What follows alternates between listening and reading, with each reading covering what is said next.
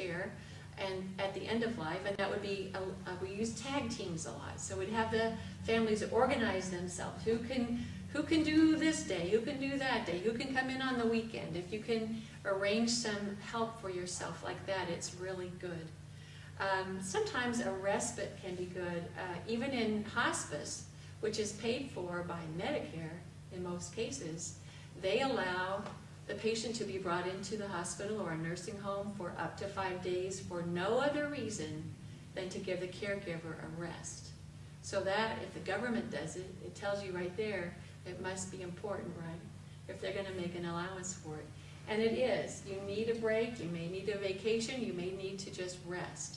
I had a client one time who she was working full-time at Purdue, and then she would go home and take care of her mother. She had her own home to take care of and her mother's home to take care of.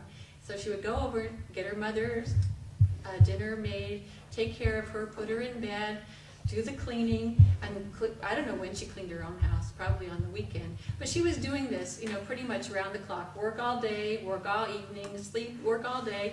And she was depressed, frazzled, at her wit's end. And I said to her, "Do you have any vacation days?"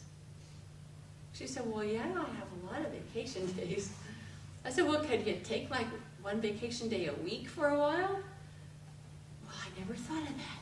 It's amazing when you get into that work, and it's so hard. She didn't even think about that, and it was easy for me, who was sitting outside, to see that.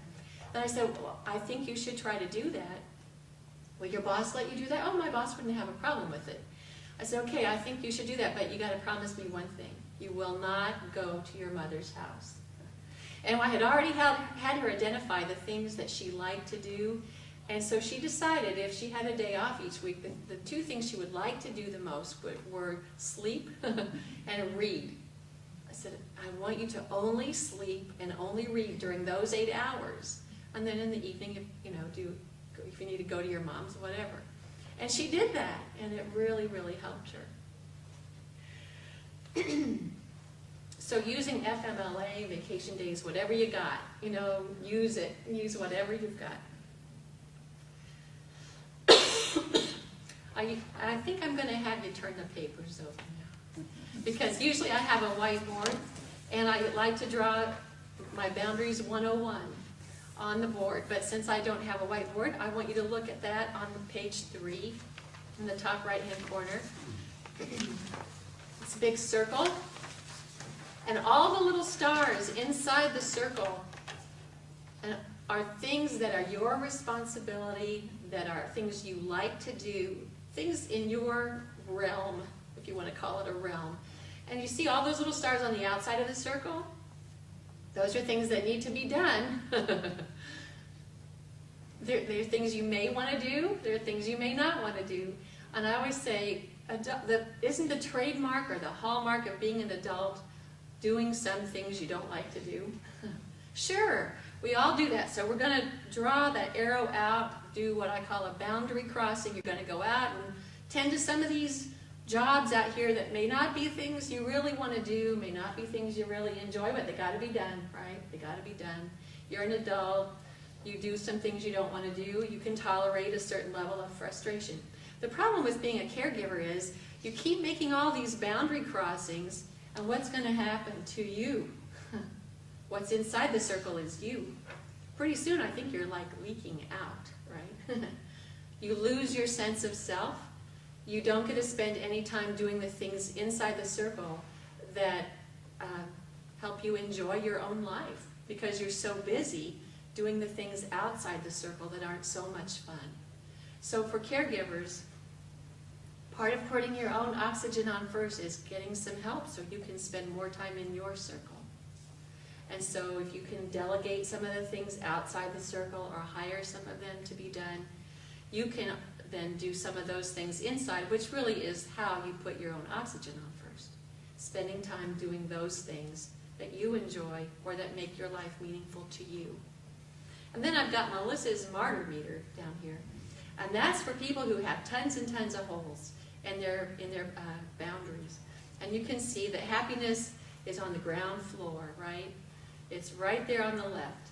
And as you start going up, you get more and more holes, you're spending more and more time outside your boundaries. First you're going to feel frustration, and again I said adults can tolerate some frustration, right? Little children can't tolerate it, but we can. That's okay, we're willing to do that. Things have to be done. But if you start noticing, whoops, I'm feeling a little irritable, or maybe I'm just downright angry, and then moving on to resentment, bitterness, and then martyrdom. Nobody wants a caregiver who's a martyr, I can tell you.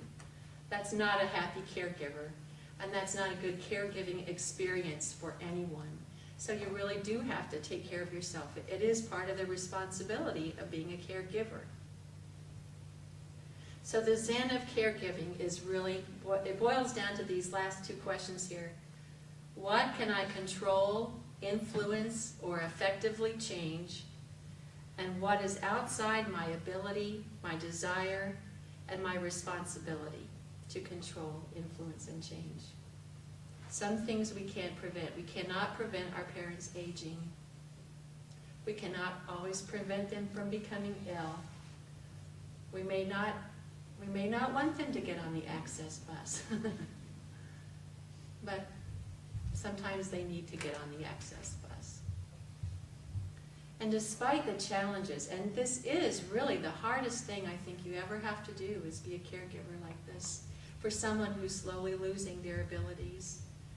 Despite the challenges of caregiving, the potential richness of the experience cannot be overestimated. I've worked with a lot of hospice families who tell me, I was close to my mom when she got sick, but through that experience we got closer than ever. I wouldn't trade that for anything. Now, everyone doesn't have that kind of an experience, and I don't want to sugarcoat that, but the potential is there for having some meaningful interaction, or for at least discovering some things about yourself as you go along the way. Thank you for coming tonight. I hope this was helpful to you. Thank you.